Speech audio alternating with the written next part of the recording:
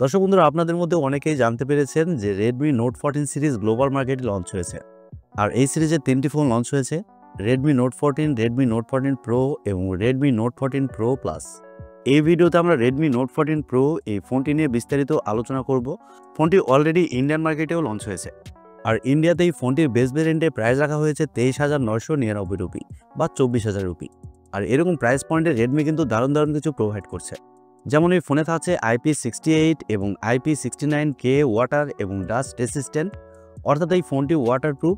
এবং এছাড়াও থাকছে 50 মেগাপিক্সেলের ওআইএস যুক্ত ক্যামেরা, কার্ভ ডিসপ্লে, সাথে থাকছে MediaTek Dimensity 7300 ultra chipset. So সব কিছু মিলে এই ফোনটি কেমন হবে, আর ফোনটি কবে বাংলাদেশের মার্কেটে এবং কেমন প্রাইস পয়েন্টে লঞ্চ হবে, এই সবগুলো বিষয় নিয়ে এই ভিডিওতে কথা বলবো। সো ভিডিওটি ভালো লাগলে ভিডিওতে একটি লাইক দেবেন এবং ভিডিওটি বন্ধুদের সাথে শেয়ার করবেন। প্রথমে যদি ফোনটির ডিজাইন এবং বিল্ড কোয়ালিটি নিয়ে কথা বলি, তাহলে এই ফোনটির একটি ভেরিয়েন্টের ব্যাক সাইডে থাকছে লেদার এবং অন্য ভেরিয়েন্টের ব্যাক সাইডে থাকছে গ্লাস। তবে দুইটি ভেরিয়েন্টেরই ফ্রেমে থাকছে অ্যালুমিনিয়াম। আর ফোনটির থিকনেস করা হয়েছে 8.2 মিলিমিটার এবং ওজন করা হয়েছে 190 গ্রাম। আর এই ফোনটিতেও আপনারা IP68 এবং IP69K ওয়াটার এবং ডাস্ট রেসিস্ট্যান্ট পেয়ে যাচ্ছেন, অর্থাৎ এই ফোনটি ওয়াটারপ্রুফ।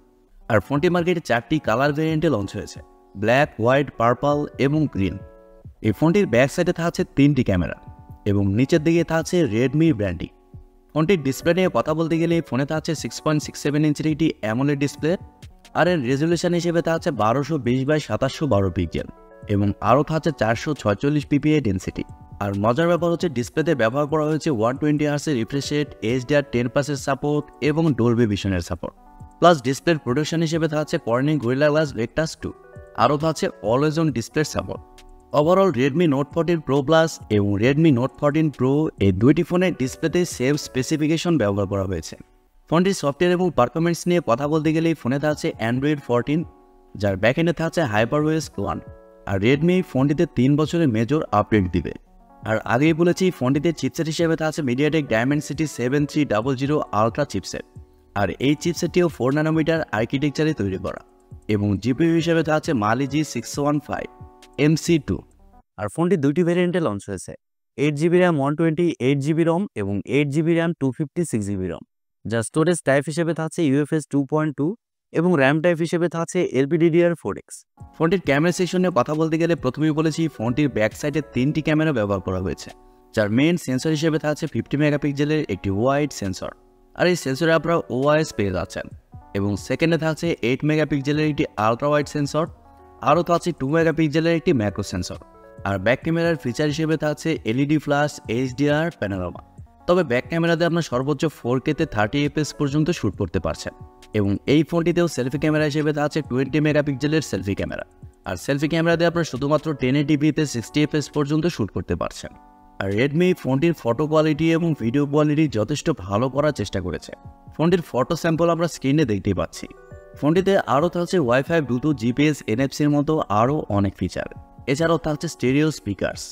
ফোনটির ব্যাটারি এবং চার্জার নিয়ে কথা বলতে গেলে ফোনে থাকছে 5500 mAh একটি ব্যাটারি এবং চার্জার হিসেবে থাকছে 45 ওয়াটের একটি চার্জার। আর এই ফোনটিতেও ব্যাটারি ব্যাকআপ খুবই ভালো হবে। নর্মাল ইউজে এই ফোনটি আপনাকে 1.5 দিনের উপরে ব্যাটারি ব্যাকআপ দিবে। এবারে কথা হচ্ছে বাংলাদেশের মার্কেটে এই ফোনটি কবে আসছে। দর্শক বন্ধুরা, এই ফোনটি দেশের বাজারে অফিসিয়ালি নাও আসতে পারে, তবে আনঅফিসিয়ালি এই ফোনটি খুবই তাড়াতাড়ি আপনারা বাংলাদেশের মার্কেটে দেখতে পাবেন। ধরে রাখুন আগামী 10 থেকে 15 দিনের মধ্যে এই ফোনটি আপনারা বাংলাদেশের মার্কেটে পেয়ে যাচ্ছেন। তবে প্রথম অবস্থায় দেশের বাজারে এই ফোনটির প্রাইস অবশ্যই কিছুটা বেশি থাকবে।